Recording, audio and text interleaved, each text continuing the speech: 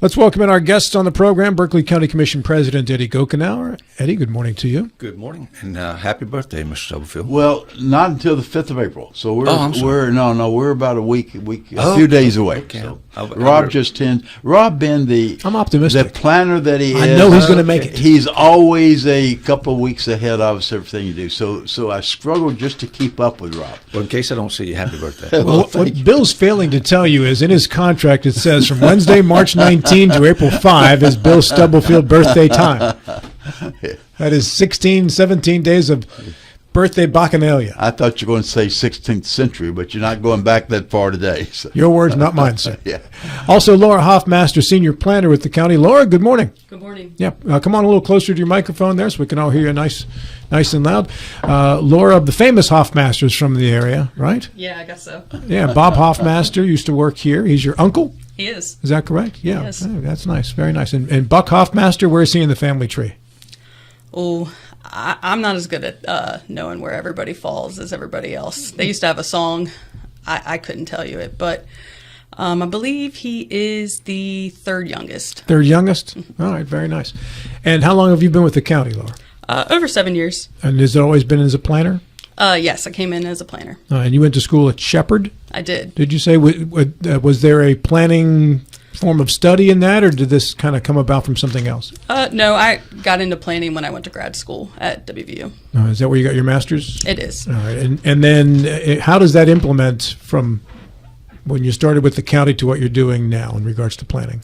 It's kind of similar. It was a concentration in public engagement, so really learned some skills that we're going to be using with the comprehensive plan. Okay, and we are just now kicking off the beginning of the look into the comprehensive plan. Is that correct? Correct. All right, so what takes place when we start to look for input for the comprehensive plan? And what is the goal of the comprehensive plan? Yeah, I think the goal really is to give the Planning Commission a guide and reference to make decisions, and it really is there to kind of establish the best and the most appropriate areas for certain uses. But really, I think we're going to start off with doing, we'll have a public survey coming out in the beginning of May, I believe. So that'll be online. We'll blast it through social media. We'll also have paper copies available at our offices and hopefully some other government buildings throughout the county. Bill, did you go through a comprehensive plan update when you were a commissioner? Yes, I did. I was actually led the charge. Not when I was a commissioner. Before I was a commissioner, I led the group of. In that time, it was mostly driven by non-government employees. We were working under the guidance and the instruction of the county commission, but it was really most of the work was done by the non-government folks. Volunteers? Volunteers, that's right, yeah. So it was almost like they put together a committee? They did, yeah. Now, Laura, it's required by the state, is it not? Every so many years you have to do a comprehensive plan, correct? Every 10 years, yes, Every sir. 10 years, okay, yeah.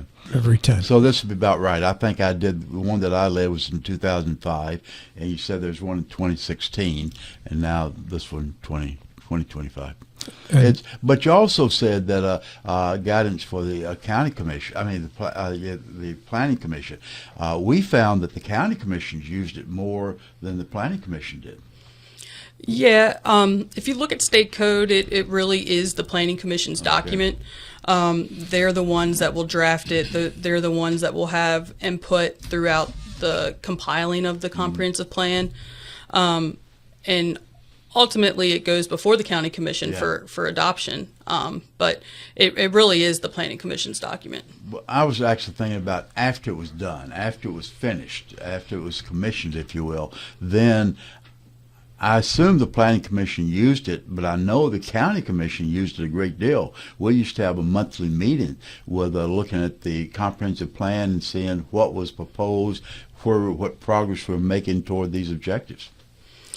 Eddie could probably speak to that a little bit better, but I know the Planning Commission has used it in recent years, and we're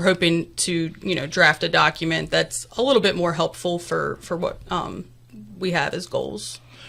What are your goals? Of course, that's going to be driven by the input from the residents. I realize that. But do you have going into this some specific goals that are not being addressed today? My biggest goal, and I think the goal of our department, is to have as much citizen input as possible. Our goals and strategy will come from that citizen input and the data analysis that the consulting group that's helping us, that they'll research. But I think it's hard for me to say what the actual goals will be, but my biggest goal is for a large turnout with citizen input. Yeah. When will those workshops take place, Laura? I see on the website there's one April 9 and one May 8 at 400 West Stevens Street. What time Yes, will sir. those be? April 9th is 2 to 4, and then May 8th is 6 to 8 p.m.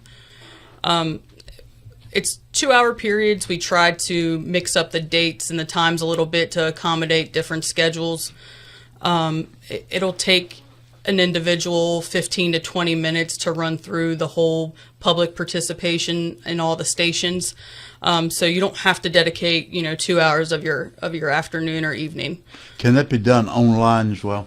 No, sir. Those public workshops are in person. The surveys will be done online. I'm missing something. You said that within this 2-hour block, people can come in and spend 15, 20 minutes going through the various stations. And I assume it'd be interactive. They would make the input at that time? Correct. Then why could that not all be done online? I think that the consulting firm that we're working with, I think the stations will be hands-on. I'm sure that we'll be accepting public comment or input that comes in, just to our office or via email. But those public workshops are intended to be in person. Is there a cap to the number of people that can attend the public workshops? No, sir. All right. And is there any specific input you'll be looking for in regards to the comprehensive plan, Laura? I think the biggest concerns that we hear from are transportation and education. So I'm expecting to have a lot of input on those two items. I'm curious to see the citizens' feelings towards the areas of growth and impact, and I think that will be something that we'll look to. I know we're going to have some interactive participation with a large county map, and citizens will be able to map out issues and areas that they have concern for. If there's no zoning in Berkeley County other than a small area, as a senior planner and as a planner in general in Berkeley County, how do you work that around the fact that there aren't zoning restrictions any place in the county except for that small area? I can't remember exactly where There's that is. two small areas, one by the airport and one... The other by your house. No, not by my... The one just west of 81 on King Street. Yes. Yeah, there's actually 3. Is there? Yeah, Okay. there's one like New York Avenue extended. So, Okay. yeah, those 3 areas are the only areas that we zone by use. As you know, there's no countywide zoning in Berkeley County, so the comprehensive plan is really used as a guide and kind of looks at what the citizens of the county and the Planning Commission have in mind for future growth. Obviously, you can't use the comprehensive plan to limit growth in a certain area, but you can certainly look to it for guidance and decisions. Does the comprehensive plan, and Eddie, you might be able to chime in on this one too, give you an idea of where you might need to go in regards to your state representatives, delegates, senators, for additional help with roads? You would hope so. I mean, I kind of see this as a roadmap for the county and the Planning Commission in particular to move forward as we continue to grow in the absence of zoning. So, I'm really looking forward, and Laura does an excellent job. We just went through our subdivision regulations last year, and Laura and her team, and of course Brian Ross and Doug Smith, they did an excellent job in getting input from the roundtable groups of discussions. It was a give and take, and it was very healthy for that to happen. And not everybody got what they wanted at particular times, but sometimes that gets you where you need to be. Mm-hmm. So, but Laura pretty much led those efforts, and just being very inclusive and understanding and listening to people's concerns and trying to find a way to make it work. So, I look forward to this. I think it will be a very enlightening project, and at the end of the day, I have confidence it will be a good document. If I'm not framing this correctly, please help me out on this one, Laura, because you have the expertise here and I do not. What from the most recently completed comprehensive plan dramatically needs improved upon in this upcoming comprehensive plan? Is there anything that's obvious and glaring? Obviously, the population increase and population density has changed since 2016. Do you know the numbers roughly? I would be guessing if I made up a number right now, but I believe it's 20%, maybe. So 25,000, 30,000 additional residents. I believe so. Yeah. Okay. So I think the population density will be a big change. Transportation. Public utilities, a lot of those areas will be massively updated. Historic preservation areas, there's been a lot of movement with that lately. So those are the biggest ones I foresee. In regards to transportation, are you talking about all methods of it, including rail transportation, or are you talking mainly about commuter transportation? I think it's all methods. We'll look at the public transportation. We'll look at walking access. We'll look at, the state highways. We have, no control over the roads in Berkeley County. So it's a little difficult to make goals and set goals. But as you spoke to earlier, it's one of those things that you can, go back to the state with. But and education will probably be a major upgrade. Okay. Yeah, impact fees is something we'll have an opportunity to look at, and I know you and your fellow commissioners are taking this, looking at it right now, Eddie. Will the impact fees also be included in the comprehensive plan, or the utilization of impact fees? Yes, I think actually this is one of the requirements for us to be able to institute the impact fees. Is our comprehensive plan need to be updated? Okay.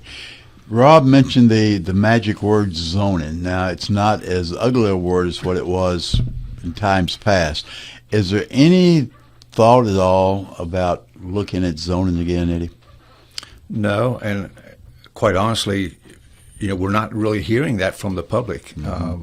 A lot of people says, well, it's too late now, and I don't particularly agree with that. I think that with zoning in particular, I think that the general public felt that the document was just too much. And my own personal opinion is that if there would have been a smaller document where people, it could grow with us as we grew, I think the people would understand it. And I think now a lot of people that probably voted no probably regret their votes. Not all, but some. And, I think I said this before, one of the very first phone calls, probably number 5 phone call I got when I announced I was going to run, a group of folks called and said, hey, what's your position on zoning? And I'm like, look, it's not up to me whether we have zoning or not. It's up to the public. And if the public comes forward and, pushes that issue, then I would vote to put it on the ballot. I think that's fair, and that's how it should be. Yeah, I think actually, in reality, we do have zoning in the county, not the official zoning commission. We have zoning via 81 and the water availability. Yes. The water growth is going to have to accompany water. Yes. And the water right now is pretty concentrated, so that does influence our growth. It does, and in order for them to get the density of the housing, they have to be able to follow the water and the sewer lines. Exactly. Yep. So areas that currently does not have the water and sewer, it's not going to grow. That's right. Yep. Does the comprehensive plan help to plot that future? The previous comprehensive plan actually has a growth map that was mainly based on public utility access. So I foresee public utility maps being included and locations of possible expansions. but absolutely. Yeah. Can growth be limited or slowed, Laura, by a lack of availability of water or utilities? I would think so.